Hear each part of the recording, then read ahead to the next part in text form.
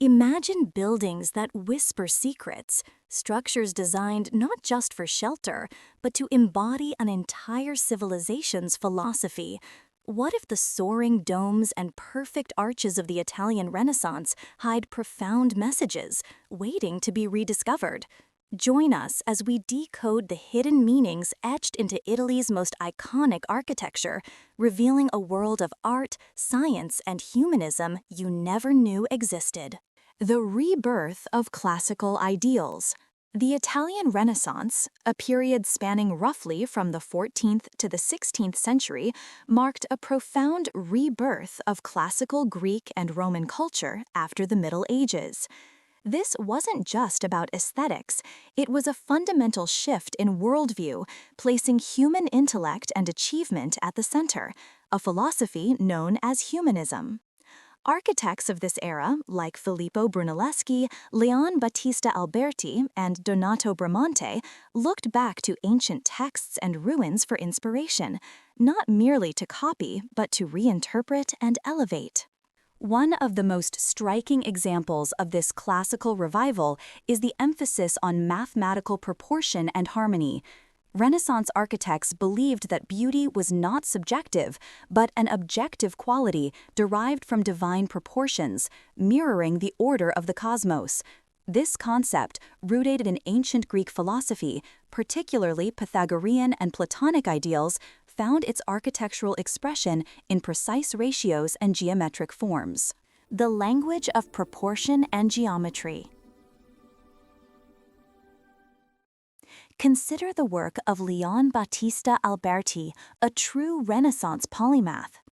In his seminal treatise, De Re Edificatoria, on the art of building, Alberti articulated the principles of classical architecture, emphasizing proportion, symmetry, and order. He believed that a building's beauty stemmed from the harmonious relationship of its parts to the whole, much like the human body. This idea is often expressed through ratios like 1:2, 2:3, and the golden ratio, phi equals 1.618. For instance, the façade of the Palazzo Rucellai in Florence, designed by Alberti, showcases a clear progression of classical orders, Doric, Ionic, and Corinthian, on successive floors, a direct homage to the Roman Colosseum. The careful spacing and sizing of elements create a sense of balance and visual rhythm, a deliberate attempt to achieve firmitas, utilitas, venustas, firmness, commodity, and delight, as prescribed by the ancient Roman architect Vitruvius.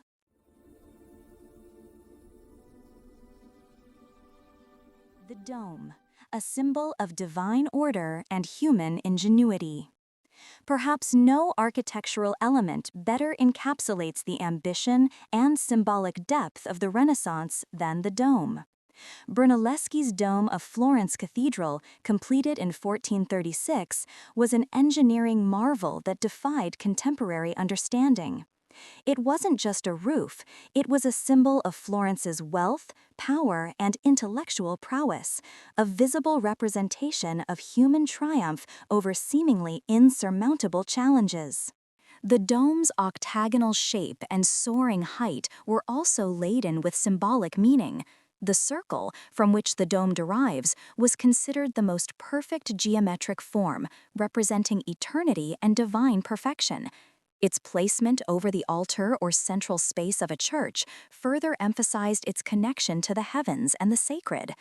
Bramante's Tempietto in Rome, a small but perfectly proportioned circular temple, is another exquisite example, designed to mark the traditional spot of St. Peter's martyrdom, embodying classical ideals of perfection and sacred geometry.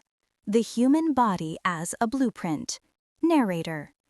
The Renaissance fascination with the human form extended directly into architecture.